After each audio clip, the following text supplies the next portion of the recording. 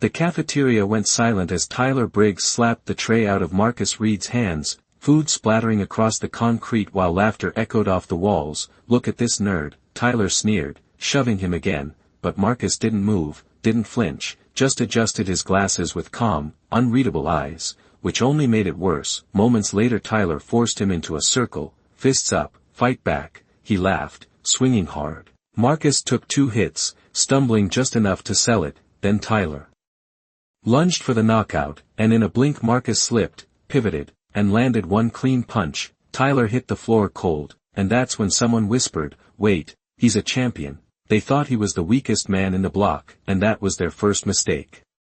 The cafeteria buzzed with noise until the doors opened and Marcus Reed stepped inside, thin frame, glasses slightly crooked, moving like he didn't belong in a place built on intimidation and noise. Conversation slowed, then shifted, eyes locking onto him the way predators notice something easy, something quiet, something safe to test, and in Block C, being noticed like that was never a good thing, because in here, silence wasn't respected, it was hunted. Tyler Briggs sat at the center table.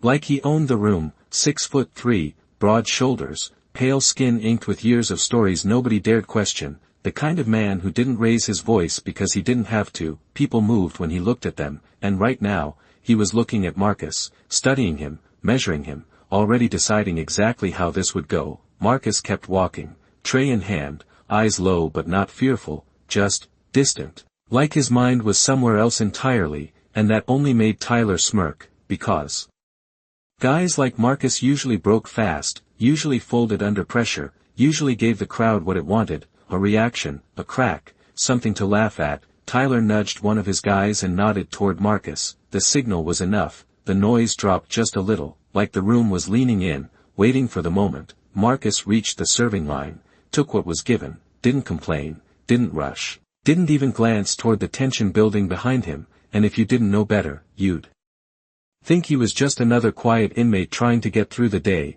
But a few of the older guys noticed something else, something off, the way he moved, balanced, controlled, every step placed with purpose, like he was aware of everything without ever looking, like nothing here surprised him, and that was strange, because this place surprised everyone at least once. Marcus found an empty table near the edge of the room, the kind of spot people chose when they didn't want attention, but attention had already chosen him. Tyler stood up slowly, chair scraping just enough to cut through the noise, and just like that, the cafeteria shifted, conversations faded, trays paused mid-air, eyes turned, because when Tyler moved, something always followed. Marcus sat down, set his tray in front of him, adjusted his glasses, calm, steady, almost too calm, like the storm forming around him didn't exist, and that calm, that quiet refusal to react, that was what pulled Tyler in, because in a place built on dominance, the only thing more interesting than fear, was someone who didn't show it at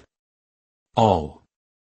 Tyler did not rush, he never did, because power in this place was not about speed, it was about control, about letting the moment stretch just long enough for everyone to feel it, and right now every set of eyes in the cafeteria was locked on the same quiet table, Marcus Reed sitting alone, eating slowly, like none of this mattered, like the tension in the air was just background noise, and that, more than anything, irritated Tyler, because men who were afraid usually showed it, they avoided eye contact, their hands shook, their shoulders tightened, but Marcus did none of that, he simply existed, calm, steady, unreadable. Tyler stepped closer, his crew spreading out behind him without a word, forming a loose circle that felt tighter with every second, not aggressive, not yet, just present, just enough to make it clear that this was no longer Marcus's space, it belonged to someone else now. A shadow fell across the table. Marcus looked up slowly, not startled, not rushed, just aware.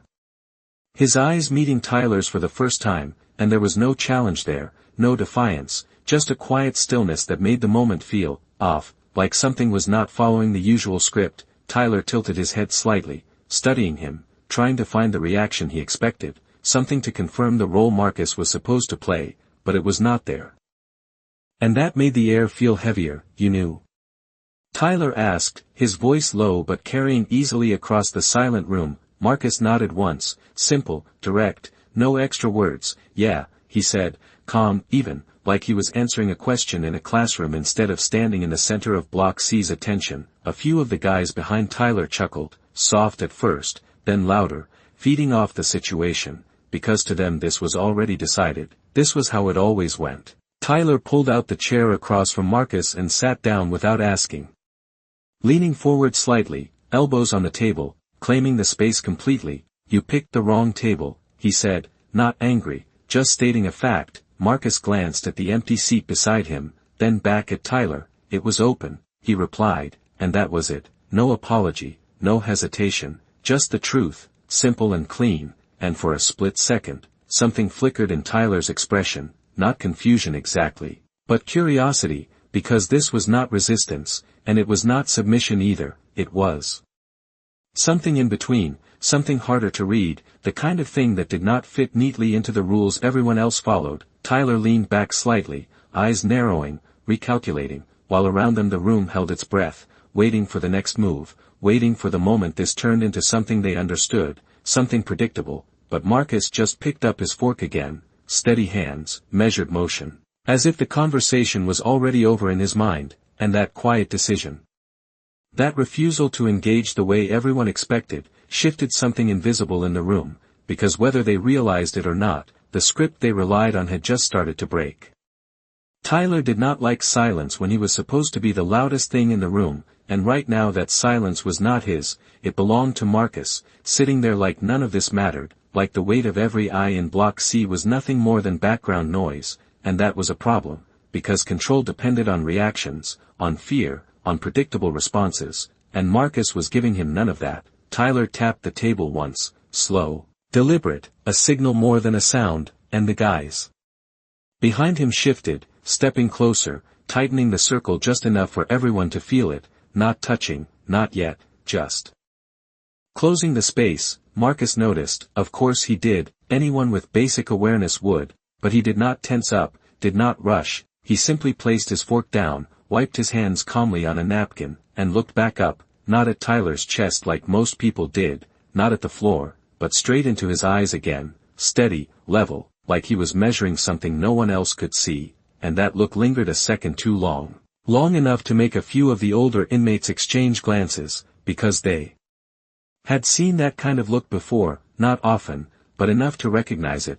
It was not fear, it was not arrogance, it was something quieter, something controlled, like a man who already understood how things would end. Tyler leaned forward slightly, lowering his voice, forcing the moment to feel more personal, more contained. "You think you are different?" he asked, not mocking this time, just probing, testing for a crack. Marcus blinked once, slow, thoughtful, as if the question itself needed consideration, then he shook his head just a little. "No," he said, simple, honest, and that answer should have made things easier, it should have fit the script, but it did not, because there was no submission in it, no attempt to please, just a statement, clean and complete, and that made it harder to push against, harder to break. Tyler sat back again, exhaling through his nose, eyes narrowing as he recalculated for the second time. This was no longer about entertainment, no longer about putting on a show for the block. This had become something else, something quieter but more important, a question of control, of whether this man in front of him would follow the rules everyone else followed, or whether he would rewrite them without even trying. One of Tyler's guys let out a laugh, louder than necessary, trying to shift the energy back to something familiar. "He is just a nerd," he said, shaking his head. "Look at him." And for a moment the room latched onto that, the laughter returning, uneven but growing, because people preferred simple answers, they preferred clear roles, and Marcus fit the surface of that role perfectly, thin, quiet, unremarkable, easy to label, easy to dismiss, but labels only worked when the person accepted them, and Marcus did not. He simply reached for his tray again. Not to eat this time, but to move it slightly out of the way, clearing the space in front of him with careful, deliberate precision, and that small action, that subtle shift, went unnoticed by most, but not by everyone, because it was not random, it was preparation, and somewhere in the back of the room, someone who had been watching a little too closely leaned forward and whispered under his breath, "Wait, something is off about this guy." The laughter did not fully return, not the way it usually did, because something had shifted in the air, something subtle but undeniable, and even the ones who were laughing felt it without understanding it, like the moment before a storm when everything goes just a little too still. Tyler noticed it too, and he did not like it, because control depended on certainty, and certainty was starting to slip. His eyes dropped briefly to the space Marcus had cleared on the table, then back up to his face, studying him more carefully now, not as a target, but as a problem. "You planning something?"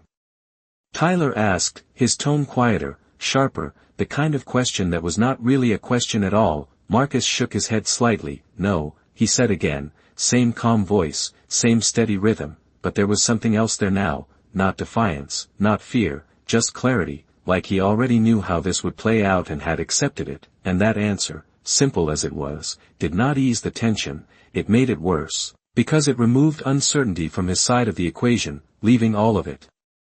Sitting with Tyler, one of the guys behind him stepped forward half a pace, trying to fill the gap, trying to bring the moment back into familiar territory. "He thinks he is smart," the man said, pointing at Marcus with a grin that felt forced. "Book smart does not help you in here." A few nods followed, quick, eager, people reaching for the script again, trying to force it back into place. Marcus did not respond, he did not argue. He did not even look at the man who spoke, his focus stayed exactly where it had been, on Tyler, and that choice, that quiet decision about where to place his attention, said more than any words could have. It told everyone watching that there was only one person in this moment that mattered, and it was not the loudest voice. Tyler leaned forward again, slower this time, his movements more deliberate, like he was adjusting to a different kind of game. "Stand up," he said, not loud, but clear enough that it carried, and the room responded instantly, the noise dropping away completely now, no laughter, no whispers, just silence stretching across concrete and steel. Marcus did not move right away, not out of hesitation, but because he finished what he was doing first. He folded the napkin neatly, placed it beside his tray, adjusted his glasses one more time, and only then did he push his chair back and stand, smooth, controlled, nothing wasted, and when he stood, something else became visible, not size, not strength in the obvious sense, but balance, the way his weight settled evenly, the way his shoulders aligned without tension, the way his hands rested at his sides, relaxed but ready, details small enough to miss if you were not looking for them, but impossible to ignore once you saw them. Tyler saw them, and for the first time since this started, his expression changed, just slightly, just enough for the closest ones to notice, not fear, not yet, but awareness, the kind that comes when something does not match expectations. Around them, a few of the older inmates stopped pretending this was entertainment, their eyes narrowing as they leaned in, because they had seen men like Marcus before, not many, but enough to recognize the pattern, the calm, the patience, the way everything seemed to slow down around them right before something changed, and one of them, barely above a whisper, said the words that no one else was ready to say out loud: "He is not what you think." For a moment, no one moved, not Tyler, not his crew, not even the guards watching from the far wall, because something had changed and everyone could feel it, even if they could not explain it. Marcus stood there without shifting his weight, without raising his hands, without doing anything that looked like preparation, and yet it felt like he was already prepared, like the moment had already been decided somewhere no one else could see. Tyler circled half a step, slow, deliberate, trying to reclaim the rhythm, trying to force the situation back into something familiar. "You are real calm for someone in the wrong place," he said, his voice steady but lower now, more focused. Marcus followed the movement with just his eyes, not turning his whole body, not giving more than necessary. "I go where I am told," he replied, and again it sounded simple, harmless even, but there was something underneath it, something that did not bend or break, something that just existed, unshaken. And that made it harder to push against. One of Tyler's guys stepped in closer, trying to close the distance, trying to turn tension into action, but Tyler raised a hand slightly, stopping him without looking, because this was no longer about a group, this was personal now, a test that had to be handled directly. The room leaned in, silent, waiting for something to happen, something clear, something that would restore order, but Marcus did not rush to fill that space. He did not speak, did not move, he simply stood, breathing steady, eyes focused, like he was listening to something no one else could hear, and that stillness began to stretch, longer than it should have, longer than anyone was comfortable with. Tyler exhaled slowly, then nodded once, making a decision. Fine, he said, stepping in just a little closer, not aggressive, but intentional, like he was setting the final condition. Show me something. The words hung in the air, not a threat, not a joke, just a challenge, and for the first time since this started, Marcus did not respond immediately, not with words, not with movement. He simply looked at Tyler, really looked at him, like he was measuring distance, timing, intention, all in a single quiet moment, and then something almost invisible happened, a small shift in his stance, so subtle most people would miss it, his feet aligning just slightly, his shoulders relaxing in a different way, his center lowering by an inch or two, and that was it. No dramatic gesture, no warning, just a change in presence, but the few who noticed it felt their stomachs tighten, because they recognized it for what it was, not aggression, not fear, but readiness, the kind that did not need to announce itself. Tyler saw it too, and for the first time, his confidence did not disappear, but it adjusted, sharpening into something more cautious, more aware, the kind of awareness that comes when you realize the rules you rely on might not apply anymore. Around them, the silence deepened, heavier now, more focused, because whatever happened next was no longer entertainment, it was something else entirely, something that would decide how the rest of this place saw both of them. And somewhere in the back, the same quiet voice spoke again, barely audible. This is where it changes. Tyler made the first move, not fast, not reckless, but deliberate, like a man who had done this 100 times and expected the same result. He stepped forward with confidence, testing distance, testing reaction, waiting for Marcus to flinch, to step back, to give him something, anything he could control. But Marcus did not give him that. He did not retreat, did not tense, he simply adjusted his footing by an inch. Barely noticeable, yet perfectly placed, his weight balanced, his eyes locked. Reading everything, not just Tyler's movement, but the rhythm behind it, the intention before it even fully formed, and that was when it became clear to the few who understood, this was not someone reacting, this was someone anticipating. Tyler paused for half a second, just enough to feel it, that strange resistance, not physical, but mental, like pushing against something that did not move the way it should. The room held its breath again, tighter now, more focused, because whatever was about to happen no longer felt one-sided, it felt uncertain, and uncertainty in a place like this was dangerous. Tyler shifted again, this time quicker, trying to break the rhythm, trying to force Marcus into a response he could predict, but Marcus moved just enough, a subtle angle, a small step, nothing dramatic, yet it changed everything. The space between them no longer belonged to Tyler, it belonged to Marcus, controlled, measured, precise, like he had drawn invisible lines no one else could see.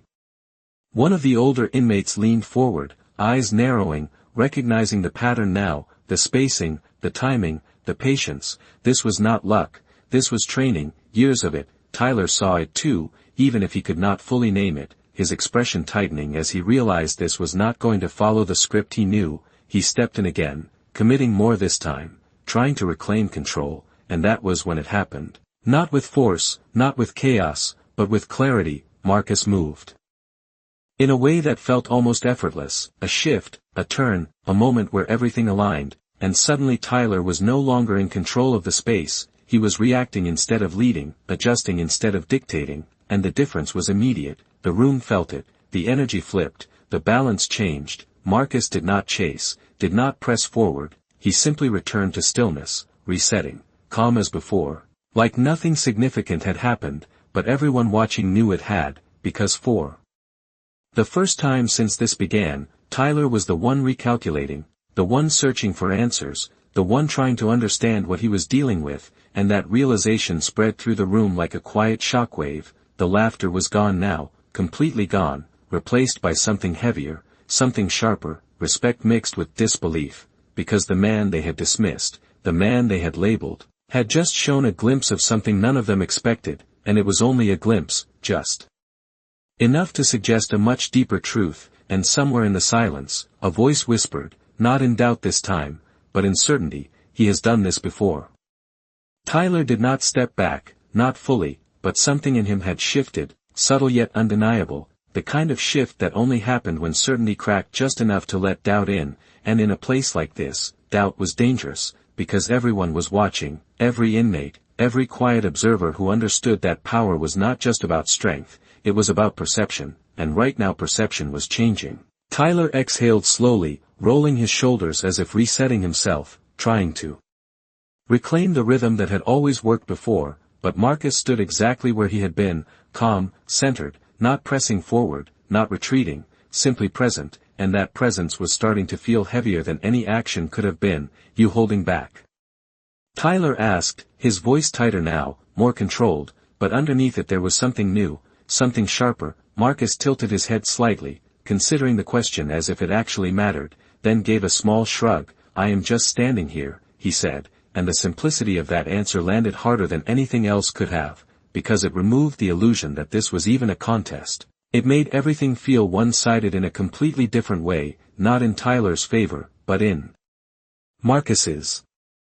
And that realization spread through the room like a quiet ripple. One of the men near the back shook his head slowly, eyes locked on Marcus's feet, on the way he shifted his weight without effort, on the way he controlled distance without looking like he was doing anything at all. "He is not reacting," the man whispered, barely audible. "He is deciding." Tyler heard the murmur, even if he did not catch every word, and it pushed him, forced him to act, because standing still any longer would only confirm what people were starting to believe. He stepped in again, quicker this time, trying to break through the calm, trying to force a moment he could dominate, but Marcus moved just enough again, a smooth adjustment, a quiet redirection, and suddenly Tyler was off rhythm, not dramatically, not enough for anyone to call it out, but enough for those paying attention to see it clearly. He was no longer leading the exchange. He was chasing it, and chasing in this environment meant losing.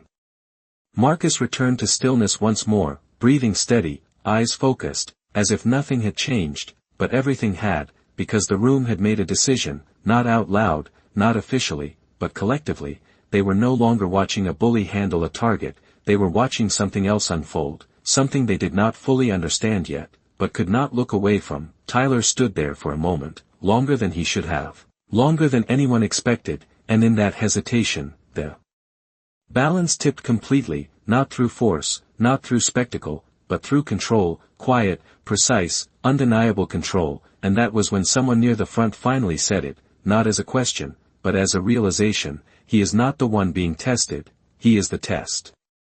The silence no longer belonged to Tyler, it belonged to Marcus, and everyone in the room knew it now, even if no one said it out loud, because the shift had already happened, subtle but permanent. Tyler stood there for a second too long, and in this place, a second too long was all it took. His crew noticed it, the guards noticed it, even the inmates who pretended not to care noticed it. Because hesitation from a man like Tyler was not normal, it was a signal. Marcus did not move to take advantage of it, did not step forward, did not press the moment. He simply stood there, calm, steady, like the outcome no longer required effort, and that made it worse, because it meant this was not about chance, it was about control. Tyler finally took a small step back, not enough to admit anything, just enough to reset his footing, but the damage was already done. The room had seen it, felt it, understood it. One of the older inmates shook his head slowly, almost smiling. He saw it coming before it even started. He murmured, and a few others nodded, connecting the pieces now: the calm, the spacing, the timing, the way Marcus never once rushed, never once reacted like someone caught off guard. This was not instinct, this was experience. Tyler glanced around for a split second, checking the room, and that was the moment everything became clear, because the room was no longer behind him the way it had been before. The energy had shifted, not against him exactly, but away from him, drawn toward something else, something quieter, more controlled, and far more dangerous in its own way. Marcus lowered his hands slightly, not in surrender, not in weakness, but in completion, like the moment had already passed and there was nothing left to prove. He adjusted his glasses again, the same small motion from before, but now it carried a different weight, because everyone understood what it meant. This was not a man who needed to show more. He had already shown enough. Tyler straightened up, forcing his posture back into place, trying to reclaim what had slipped, but the edge was gone, not completely, but enough that it could be felt, and in this environment, that was everything. One of the inmates near the front leaned closer to another and whispered, "You know who he is?" The other shook his head, eyes still locked on Marcus. "No," he said quietly, "but I know what he is," and that word spread without sound, not spoken, but understood. Because it explained everything they had just witnessed. Marcus turned slightly, not walking away yet, just shifting his attention as if the moment no longer required his focus, and that was the final piece, the confirmation that this had never been about proving anything to them, it had been something else entirely, something internal, something controlled, and as he reached for his tray. Again, calm as ever, one last voice broke the silence, soft but certain, he did not win, he let it end. Marcus sat back down like nothing had happened, like the entire weight of the room had never shifted, like Tyler Briggs had never stood in front of him trying to take control of a moment that no longer belonged to him. He picked up his fork again, calm, precise, finishing his meal as if it were just another day, and that was what made it unforgettable, not what he did, but how easily he returned to normal. The cafeteria did not recover the same way, conversations came back slower, quieter, less certain. People kept looking over, not directly, but enough to confirm what they had all just seen, because moments like that did not happen in Block C, not like that, not without noise, not without chaos. Tyler remained standing for a few seconds longer, his jaw tight, his posture rigid, trying to decide what came next, but there was no clear move left, no obvious way to reclaim what had slipped without making it worse. And that was the real loss, not the moment itself, but the fact that the moment could not be undone. One of his guys leaned in slightly, whispering something under his breath, but Tyler did not respond. His eyes stayed locked on Marcus, studying him in a completely different way now, not as a target, not even as a problem, but as something unknown, something that required time to understand, and that was new, because Tyler was not used to needing time. Marcus finished his food, set the tray aside, and stood up once more, smooth, controlled, the same way he had stood before, but now every movement carried weight, every step watched, every small detail analyzed. He did not look back at Tyler, did not acknowledge the shift he had created, he simply walked past the circle that no longer closed around him, and for the first time since he entered that room, no one stepped in his way, the path opened without command, without hesitation. And that silent decision from everyone present said more than anything else could have. As Marcus reached the exit, one of the older inmates spoke just loud enough for those nearby to hear. "Golden gloves," he said, and the words landed like a key turning in